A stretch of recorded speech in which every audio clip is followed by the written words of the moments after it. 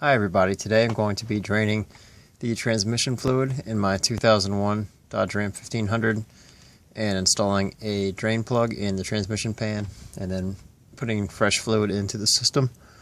So I'm getting ready to get started. I've got a couple of drain pans underneath and getting ready to break loose all the nuts. I'm going to try to just let the pan droop on one side and drain out. So I've got a little cordless impact with a 1/2 inch nut driver on it, and I'm just going to start backing out the bolts, and I'll try to, like I said, let it droop down on one side and drain all the fluid out. So let me get to it, and then we'll take a look inside the pan. Okay, I've got the most of the bolts broken loose, or all of them broken loose around the perimeter. I've got a couple of bolts still in, holding it in place, and you can see the fluid draining out. So it seemed to work pretty well. My truck is on a slight side hill. My driveway's not exactly flat, so I guess that sort of helped push all the fluid to one side of the pan, and it's all draining out the back side, sort of to the driver's side of the car. So anyway, I'm going to let it finish draining, and then we'll take a look in the pan. Hopefully there's not a whole bunch of metal debris in there, and then I'll figure out a good spot to put the drain plug and drill a hole. Alright, I've got the pan off now, and it looks like I got a fair amount of black sludge built up on the magnet, so that's probably not a good sign. I think that means that's clutch material, so probably gonna have to rebuild this transmission in the not too distant future. So anyway, I'm gonna clean this off. I'm gonna clean out the pan with some brake cleaner, get it all scrubbed up, and then figure out where I'm going to put the drain plug. So let me get to cleaning, and then we'll work on the drain plug. Okay folks, I got all the fluid drained out. The next thing you're going to want to do is remove the filter. Sorry, it's gotten dark on me, so I'm afraid the video quality is not going to be that great, but there's two holes there and there. There's a T20 screw in each of those holes. You just need to pull the screws out and the filter will come down. And just be prepared, it's going to dump some fluid on you, of course, when you pull it out, so just have a catch basin under you, and you can set that aside, and you're ready to put the new filter on. So let me get the new filter out, get that screwed in, and then I'll work on installing the new drain plug. Now, when I do that, I'm going to want to put it somewhere that's not going to interfere with the valve body and all this stuff inside the transmission. So I'm thinking I'm going to put it right about here, right? Like if you count, I'm on the passenger side. So if you count the bolt holes, I'm going to put it right about probably the second bolt hole, or maybe between the second and third. Should be a little void here where the nut on the inside will not interfere with anything. You know, if you put it over here, it's probably going to interfere with parts of the transmission. So anyway, that's where I'm going to try to put mine. Let me get the filter in, and then I'll go in my workshop and drill a hole and get the drain plug installed. Alright, so I'm ready to put the drain plug in, and here's the kit that I bought. I think it was about $8, maybe $9 at Advanced Auto Parts. Now, if you look on the back of the card, it shows the installation instructions, and it actually shows going in the side of the drain pan, which is, if you think about it, it's probably a really good idea.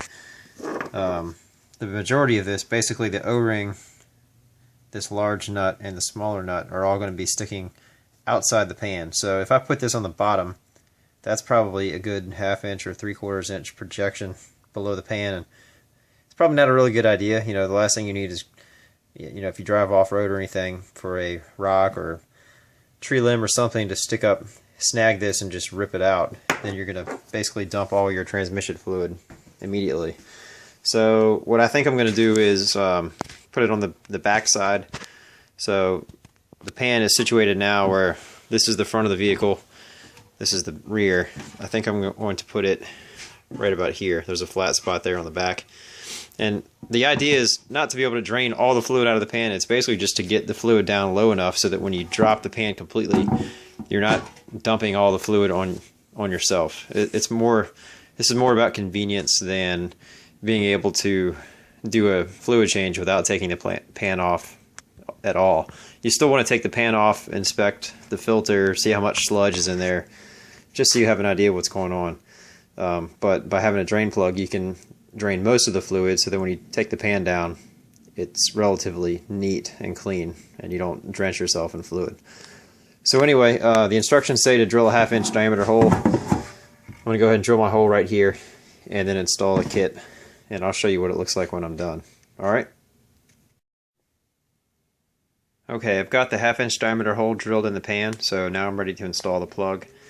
And the instructions that came with the kit say that the nut with the threads on it are supposed to go in on the outside of the pan, and then the nut by itself goes on the inside of the pan, and you're supposed to torque it down to 25 foot-pounds. So let me go ahead and do that. Also, forgot to mention that after I drill the hole, you just want to knock off any burrs left behind. I just took a couple of files and filed down the inside and outside surfaces to make them nice and smooth. So let me go ahead and put the plug in, and then we'll be ready to put the pan back on the truck. Alright, I've got the plug installed, so we're ready to put the pan back on the truck.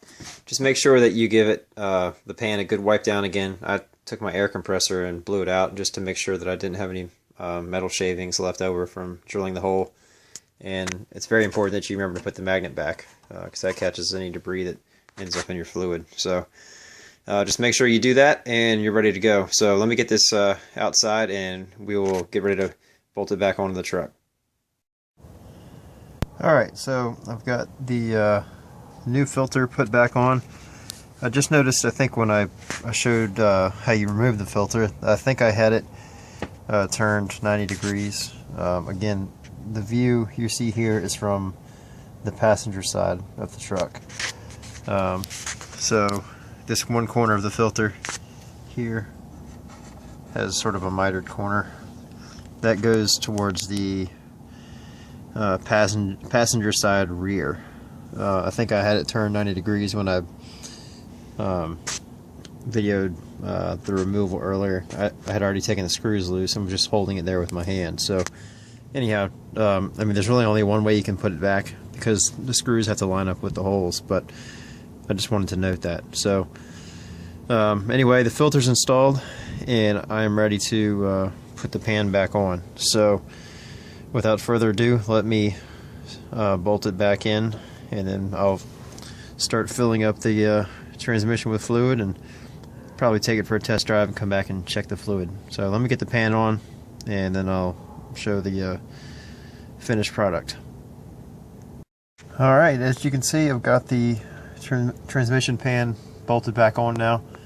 From what I've read online, the torque setting for the pan bolts is 12 foot-pounds, so that's what I set my torque wrench to. And you can see the drain plug now. Once again, it's not going to drain all the fluid out of the pan. It's just going to make dropping the pan a whole lot simpler and cleaner, because obviously the fluid level will be drained down to here, so as opposed to it being filled all the way up to the rim when you try to take the pan off. So it'll make things a lot easier. Plus, it was nice to just get into the pan and see what was on the magnet. You saw the sludge that was on there, so I'm guessing that a rebuild is in the future for this transmission. It's got almost 170,000 miles on the original transmission, so I can't complain too much. It hasn't started slipping yet, but you know, if it does, I won't be shocked. Anyhow, this should make servicing the transmission a lot easier in the future. So I hope this was helpful. What I'm going to do now is add fluid. I'm going to try to measure what I drained out earlier. I'm guessing it's probably 6 to 7 quarts, but I'll try to measure that amount and put back the same. The fluid was at a was at the correct level when I drained it out, so I should be able to replace the amount that I drained out and be good to go. But I'll probably fill it till it gets, you know, towards the lower end of the acceptable level, and drive it around a little bit, see if it drops down, and then add more if necessary. So anyhow, I hope this process has been helpful, and I appreciate you watching the video.